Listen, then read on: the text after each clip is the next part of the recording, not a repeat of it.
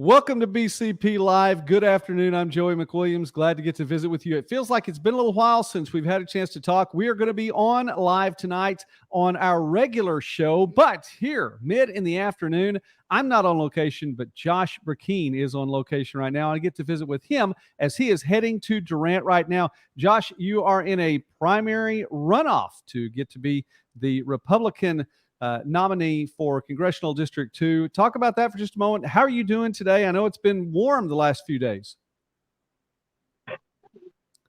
It has been crazy busy, and we are just every day putting one more foot in front of the other, and excited to get to August 23rd. I'm telling you, anybody that's been in a candidacy knows what it's like to be this close to the finish line and ready to give that last best effort towards the end. August the 23rd, interestingly enough, is one of my daughter's birthdays. So we've had that date on the calendar, circled anyway, but we know we're going to be voting on that day as well.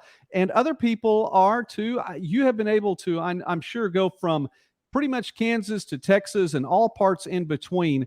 Since it's become a runoff, what has been the primary topic that you've heard, a topic or two that have been the primary things that have been on the voters' minds? But inflation is something that every family is feeling right now, Joey. I mean, between the fluctuating number on the inflation, I think it's as high as 9.1% is the latest number that's come out. And so that means somewhere, the Bloomberg number of 5,000, and then U.S. Senator Langford used a number of 7,000 a few weeks ago, somewhere between $5,000 and $7,000 is the loss of buying power that every family is feeling this year over last year. And that means that you will consume the same goods you did last year, but you're going to spend $5,000 to $7,000 more to do it. And so there went everybody's vacation. What my hope is, and what we've been talking about in our election, is that people understand that the devaluation of the dollar, inflation, is driven by federal spending. And the $30 trillion national debt that was only $15 trillion just 11 years ago. And then we didn't even get to $1 trillion in national debt until 1980.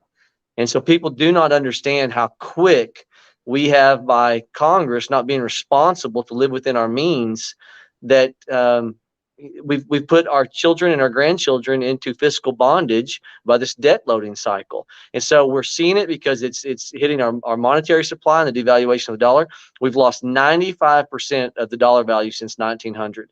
But just since 2017, we've lost 19% of the dollar value. So a freshly printed $1 bill in 2017 has lost 19% of its value.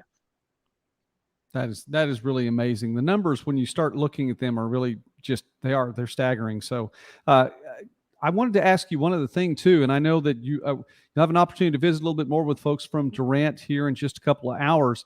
But as you see, so many things are out there, and my goodness, the news cycle the last 24 hours has been quite a news cycle as well for our country.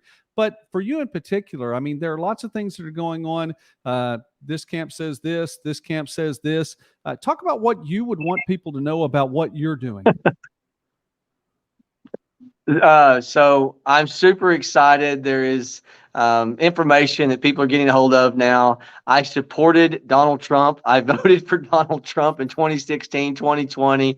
And so there's a smear going out there saying that I'm a never Trumper. It's not true. I challenge people to go to my personal Facebook page from years ago, to go to my wife's personal Facebook page from years ago and scour through and look. Make sure that you don't just take headlines or what somebody says. When you get in candidacies, and this is sad, Joey, when you get in candidacies, people are willing to sometimes run off of untruths. And that's the part that people really this close to elections, people know that.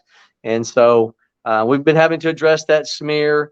And you know what? I'm just going to immediately demonstrate. Let's get back on message. The things that separate us as a candidate is the fact I'm a true conservative. And then my voting record says I was the third most conservative voting record by record state senator by the time I left. And in 2018, I self-term limited. Another one of the smears is that, I'm a career politician. I self-term limited. I came back home, started a business, and Dozer excavator trucking business.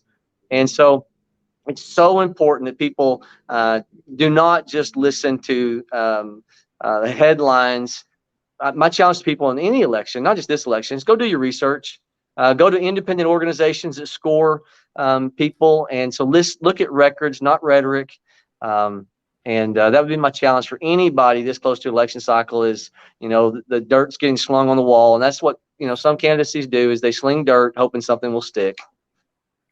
Well, Josh, I always want to make good use of your time, so I'm going to do that right now. You have something a little bit later on this afternoon taking place in Durant. So folks who are in Bryan County have an opportunity to get to see you personally today. Talk about that for just a moment.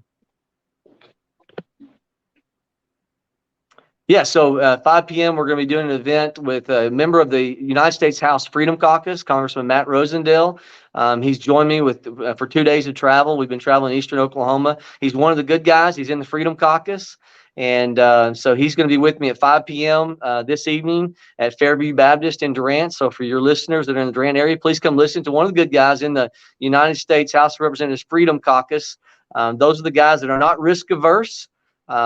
And ultimately say this, one of the great separators of people in politics is those that are willing to just go along to get along, and versus those that are willing to stand up and do what they think is right and make their decisions based upon conscience, not political calculation in terms of what their decisions would mean for the next election cycle. The Freedom Caucus has that reputation. I'm super excited to have the Freedom Caucus looking at me, and by invitation, that's the way you join.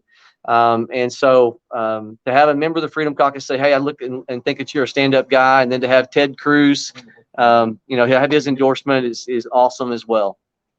All right, Josh Brecheen and Matt Rosendale tonight at Fairview Baptist. I say tonight, this evening. How about that? 5 o'clock today at Fairview Baptist for those who want to go out and shake Josh's hand and get to see him this evening. Josh, thank you so much, sir, for taking time with us today here on BCP Live. Awesome. We appreciate you.